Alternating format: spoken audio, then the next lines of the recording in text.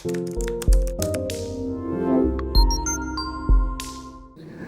আমরা যদি এই মুহূর্তে চিন্তা করি যে এই চিকিৎসক সমাজের যারা একদম সরাসরি ফ্রন্টলাইনে ফাইট করেছে, মৃত্যুবরণ করেছে, অনেক আলোচনা সমালোচনা করার পরেও যে এই সফলতার মুখ দেখিয়েছে, এই প্রেক্ষাপটে আমাদেরকে স্বাস্থ্য মন্ত্রণালয় কিংবা যারা নেতৃবর্গ আছেন, মন্ত্রণালয়ের নেতৃত্ব দেন, তারা আমাদেরকে সহযোগিতা করার কথা, আমাদের কাজের পরিবেশ করে দেওয়ার কথা, কিন্তু তা না দেখে আমরা দেখছি গুলা পানিতে মাছ শিকার করার জন্য তারা চেষ্টা করছেন।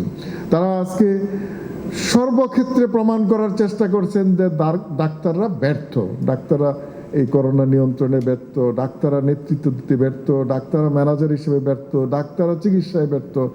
এবং সেই প্রেক্ষাপটে একটা আগ্রাসনী মনোভাব আমরা দেখছি স্বাস্থ্য ক্যাডারে, স্বাস্থ্য সেক্টরে আগ্রাসন আমরা লক্ষ্য করছি। ইতিমধ্যে জালাল ভাই বলেছেন, ইতিমধ্যে আমাদের এই স্বাস্থ্য সেক্টরের ডিজি অফিসে বিভিন্ন উইংয়ে আমরা দেখেছি যে প্রশাসনের লোকজন তারা এসে বসে যাচ্ছে একের পর এক। কি এমন অবস্থা হলো যে স্বাস্থ্য সেক্টরে আমাদের চিকিৎসকরা বিগত দিনের ইতিহাস ঐতিহ্য আছে, বিগত 12 বছরে এই মাননীয় প্রধানমন্ত্রীর নেতৃত্বে চিকিৎসা সেক্টরে অনেক উন্নয়ন হয়েছে, সারা দেশে অনেক উন্নয়ন হয়েছে। সেই দেশের সেই প্রেক্ষাপটে অনেক আন্তর্জাতিক সূচক আমরা পেয়েছি। আমাদের চিকিৎসক সমাজটা এই কাজ করেছে, বিগত অনেক বছরের ইতিহাস ঐতিহ্য নিয়ে আমাদের এই চিকিৎসকরা কাজ করেছে। আজকে এই আন্তর্জাতিক বিশ্বে আমাদের যে স্বাস্থ্য সেক্টরে অনেক উন্নয়ন কর্মকাণ্ড, যারা আন্তর্জাতিক মানসম্পন্ন কাজকর্ম করছে, আজকে সোসাইটি অফ সার্জন তারা অনেক ইনভেসিভ প্রসিডিউর, অনেক অপারেশন সার্জারি, ল্যাপারোস্কোপি সার্জারি করছে, যা আন্তর্জাতিক বিশ্বের মানদণ্ডে আমরা একই পর্যায়ে আছি। আমাদের কার্ডিয়াক সার্জারি এখন আর বাইরের দেশে কার্ডিয়াক সার্জারি করতে যায় না, বিটিং হার্টে কার্ডিয়াক সার্জারি অন্তত 100টি কেন্দ্রে আমাদের দেশে হচ্ছে। সুতরাং এত কিছুর পরেও কেন এই আগ্রাসন, কেন তাদের এই অবস্থান? আসলে আমরা যদি দেখি এটা একটা ষড়যন্ত্র। আমাদের যে স্ট্রাকচারগুলো আছে, আমাদের এই স্বাস্থ্য মন্ত্রণালয়ের আন্ডারে এই ডিজি অফিস আছে, আমাদের ফ্যামিলি প্ল্যানিং ডিজি আছে, আমাদের ড্রাগ অ্যাডমিনিস্ট্রেশন ডিজি আছে, আমাদের এই সরকারের আমলে অনেকগুলা ডিজি অফিস হয়েছে, সেই নার্সিং অধিদপ্তর আছে, আমাদের স্বাস্থ্য প্রকৌশলী অধিদপ্তর আছে, নিপোর্ট আছে। এই সব মিলেই কিন্তু স্বাস্থ্য মন্ত্রণালয়ের নেতৃত্ব দিচ্ছেন মাননীয় প্রধানমন্ত্রী, আমাদের 2 জন সচিব মন্ত্রণালয়ে বসে নেতৃত্ব দিচ্ছেন। কিন্তু আমরা দুঃখের সাথে লক্ষ্য করছি যে সেই সমস্ত প্রশাসনে আজকে নতুনভাবে তারা প্রশাসনের লোকজন তারা আসছে, নার্সিং অধিদপ্তর তারা সেখানে বসে আছে, ডেপুটি সেক্রেটারি পর্যন্ত, আজকে ফ্যামিলি প্ল্যানিং অধিদপ্তর, আমাদের চিকিৎসকরা যারা কর্মকাণ্ডে আছে তারা মেডিকেল অফিসারের পরে আর ওঠার জায়গা নাই, ডেপুটি সেক্রেটারি জেলা পর্যায়ে পর্যন্ত তারা ঢুকে গেছে। আমরা শুনতে পাচ্ছি ড্রাগ অ্যাডমিনিস্ট্রেশনে এইটাও একটা টেকনিক্যাল অ্যাডমিনিস্ট্রেশন অধিদপ্তর, সেখানেও তারা প্ল্যান করছে, সবাই যাকে সেখানেও অ্যাডমিন ক্যাডারের লোক ঢুকে যাচ্ছে। আজকে দেখেন প্রমোশন হচ্ছে। আমরা স্বাস্থ্য সেক্টরে যারা কাজ করি, অনেকগুলা নতুন মেডিকেল কলেজ সরকার দিয়েছে। কি কারণে দিয়েছে? যে প্রত্যেক ডিস্ট্রিক্ট, সেই ডিস্ট্রিক্টগুলোতে সাধারণ মানুষ স্বাস্থ্য সেবা পাবে এবং সেখানে আমাদের শিক্ষকরা থাকবে, বিশেষজ্ঞরা থাকবে, সেখানে জনসেবা পাবে এবং চিকিৎসক বেরিয়ে আসবে। আমরা দুঃখের সাথে লক্ষ্য করছি যে সেই সমস্ত কলেজ, মেডিকেল কলেজগুলো পদ সৃষ্টির জন্য তারা কিন্তু পায়তারা করছে না, তারা পদ দখল করার পায়তারা করছে। আজকে এই কয়েকদিন আগেও দেখলাম এডিশনাল সেক্রেটারি, এডিশনাল সেক্রেটারি মানে নতুন পদোন্নতি দিয়েছে। এডিশনাল সেক্রেটারি পদ হলো 113টা, আজকে এডিশনাল সেক্রেটারি আছে 610টা। সুতরাং এই যে ঝাঁকে পদ সৃষ্টি করছে, তারা পদের বালাই নাই, নতুন করে পদ সৃষ্টি করছে। আমাদের বেলায় আমাদের শিক্ষক ছাত্রদের পড়াশোনার জন্য শিক্ষক দরকার, আমাদের জনগণের স্বাস্থ্য সেবার জন্য আমাদের শিক্ষক দরকার, সেইখানে তাদের নজর নাই। আজকে মন্ত্রণালয়ে বসে তারা করছে ষড়যন্ত্র। সেই 1962 সালের একটি আইন, সেই সময় পাকিস্তান তারা করেছিল এই পাবলিক মেডিকেল কলেজগুলোর কমিটি করে, সেখানে প্রশাসনের লোক যাবে, সেইগুলো আজকে তারা আর স্বাধীন বাংলাদেশে তারা সেই ফাইল খুঁজে আনে, আজকে সরকারি মেডিকেল কলেজগুলো তাদের লোক বসানোর জন্য, কন্ট্রোল করার জন্য সেই পায় তারা আজকে করছে। দুঃখের সাথে আমাদের বলতে হচ্ছে যে আমরা এই রাজনৈতিক নেতৃত্ব দেশ চলে, বাংলাদেশ আওয়ামী লীগ একটি অনেক ঐতিহ্যবাহী এই সাবকন্টিনেন্টের একটি রাজনৈতিক দল, তার নেতৃত্বে মাননীয় প্রধানমন্ত্রীর নেতৃত্বে দেশ চলছে, উন্নয়ন অনেক কর্মকাণ্ড হচ্ছে। আমরা লক্ষ্য করছি যে আমাদের মন্ত্রণালয়ে আমাদের এই রাজনৈতিক দৃষ্টিভঙ্গির সাথে আমলাতন্ত্রের কোনো মিল নেই। আজকে আমলাতন্ত্র জেঁকে বসেছে আমাদের কষ্ট লাগে যে সরকারের নীতি নির্ধারণী এবং মন্ত্রণালয়ের নীতি নির্ধারণী বক্তব্য এবং সেই রকম নীতি নির্ধারণ জাতীয় আন্তর্জাতিক প্রেক্ষাপটের বক্তব্য আসবে মন্ত্রণালয়ের এক্সিকিউটিভ স্বাস্থ্যমন্ত্রীর মাধ্যমে, কিন্তু আমরা আজকে ভিন্ন অনেক কিছু লক্ষ্য করছি। সাংবাদিক সম্মেলন কারা করে? যার করার কথা উনি করতে পারেন না। কেন করে? আমরা গতকালকে দুঃখের সাথে বলতে হচ্ছে, আমি আজকে বলতেই চাচ্ছি যে আমাদের মন্ত্রণালয়ের একজন সর্বোচ্চ কর্মকর্তা উনি বলেছেন 3 কোটি ভ্যাকসিন, অক্সফোর্ড ভ্যাকসিন আসবে আমাদের বাংলাদেশে।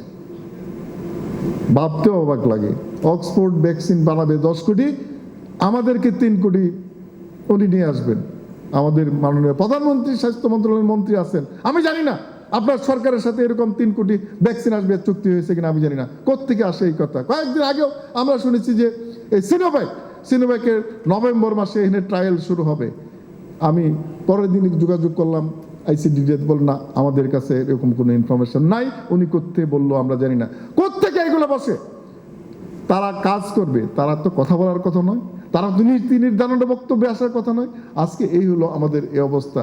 আমার মানে কষ্ট লাগে যে তারা আমাদেরকে চিকিৎসকদের কাজের পরিবেশ করে দিবে, সেটা না করে তারা খবরদারি করছে, তদারকি নামে খবরদারি করছে।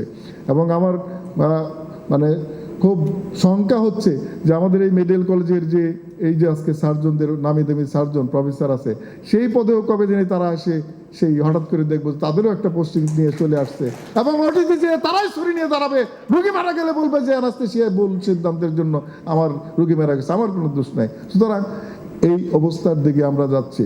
সুতরাং আমি আজকে এই প্ল্যাটফর্মের সংগঠনের একজন কর্মী হিসাবে, নেতা হিসেবে বক্তব্য রাখছি। আমারও দায়িত্ব আছে। আজকে আমরা বিএমএ স্বাধীনতা চিকিৎসক পরিষদ সেইভাবেই ভাবছি এবং সেই কারণেই, সেই প্রেক্ষাপটেই আজকে আপনাদের সামনে এই কথাগুলো বলছি। না হলে এই মিডিয়ার সামনে, সবার সামনে এটা বলার কথা নাই। এই দুঃখ নিয়ে বলছি, আমরা সারা দেশের চিকিৎসকরা জান বাজি রেখে আমরা এই কোভিড মোকাবেলায় কাজ করেছি। আমাদের সহযোগিতার বদলে তো আজকে খড়গ হাতে নিয়ে দাঁড়িয়েছে কারা? কেন তারা এই ষড়যন্ত্র করছে?